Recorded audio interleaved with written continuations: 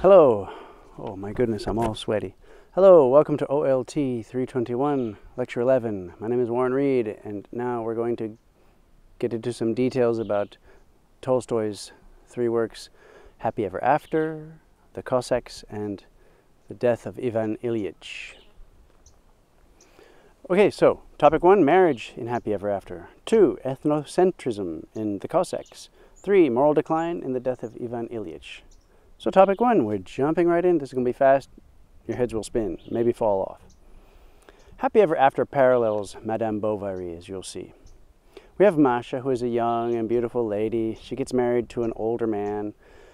She's like Emma Bovary. She wants an exciting life, and has all these ideas about passions. But her husband is older, and he's kind of, past those kind of things. Those are maybe the things of youth, according to these guys. What do they know? So this big difference causes a conflict. Anyway, they go to visit Petersburg, which is a very big city, and she gets her dose of excitement, of parties, of going out. Okay, and she meets some people. Also, they make her feel young and beautiful and special. She gets a lot of attention. Okay, that's what she was looking for. Yes! During that visit, a man kisses her on the cheek, and she feels her resistance failing, and maybe something more could happen, but then somebody interrupts them. And then the passion goes away, this excitement goes away, and she feels shame. So this tells her, it points out it was wrong, and she feels that. Unlike Emma Bovary, who had really no feelings that it was wrong, because she was right. At another point, there are two men who are discussing, beauty, and one of them says that Lady S, who is younger than Madame, see, I'm already mixed up. One who is younger than Masha. This lady is more beautiful than Masha. And then Masha realizes that, okay, people are saying all these great things about her beauty, but, it will fade and other beautiful girls will come. It's just a temporary kind of a thing, and not something to, pin all her life to. So she's learned two things. Unlike Madame Bovary, who's fixed on this particular idea of what love and happiness is all about, Masha has learned that those things, they're not real, they're false, and that she can still have love and passion in her home life, and she can find a new happiness loving her husband and her children. There's a spider on the lens. 2, ethnocentrism in the Cossacks. What is ethnocentrism?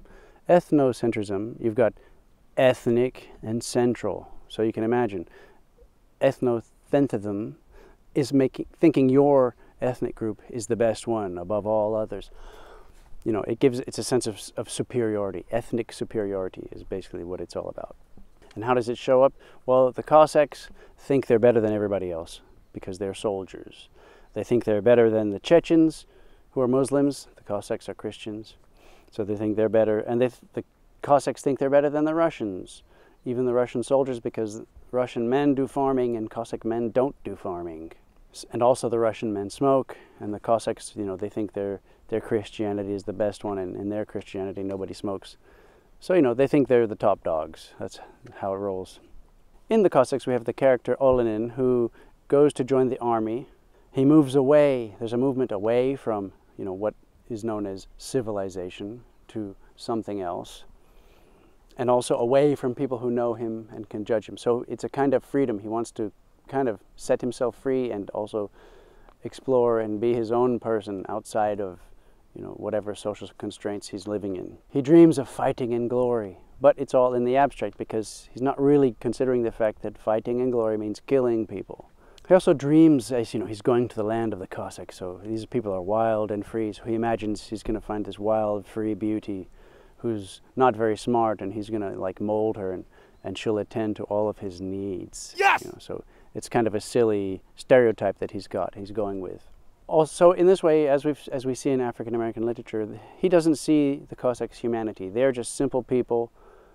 He tries to fit in by dressing like them, and even grows his hair long and grows a beard, but these are all outside things. Inside, he doesn't change. He still has the same ethnic superiority. Until I believe in miracles. Until he meets Maryenka and falls for what he imagines about her. Again, he's not seeing her for who she is, but for what he thinks she is, what she represents. In fact, at some point he's afraid of his feelings for her, and he tries to deny them and turns them into some kind of spiritual thing. What a nerd. In the novel, there are two men that love Maryenka, and this also shows some differences. Luka is a Cossack, and he loves her. She's betrothed to him. But he's got his ethnic group's own sense of ethnic superiority, and he doesn't change.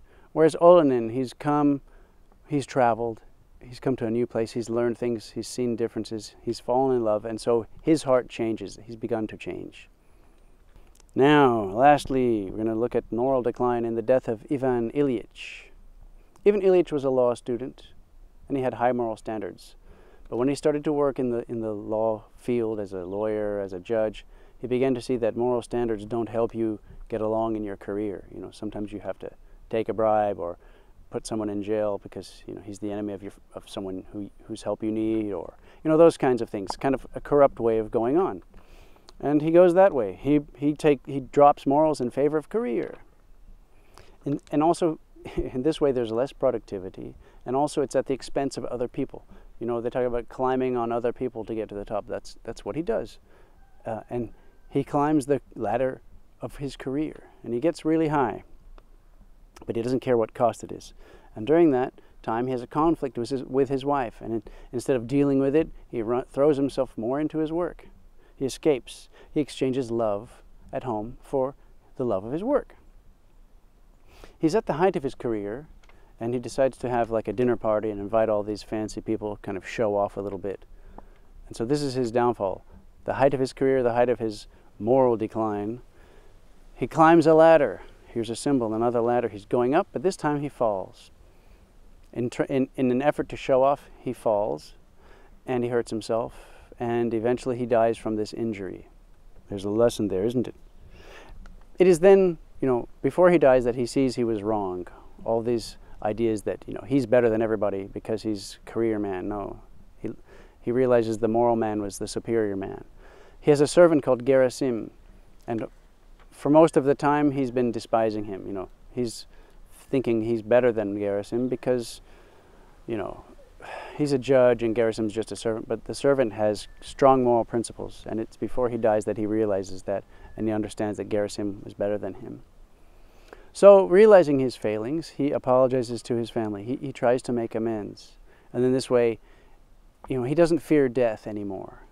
He was fearing death because of his poor morals, but he's tried to fix that situation. He's fixed his heart in that way, and he no longer fears death. And it's said that he triumphs morally over death. Very interesting. So now, they're not long. You ought to read those. And hopefully that's cleared up some problems you may have had understanding the course materials. All right, so just bear with me. Stay tuned. Soon we're going to do a lecture 12 and start talking about another great novelist who wrote many big books, Charles Dickens.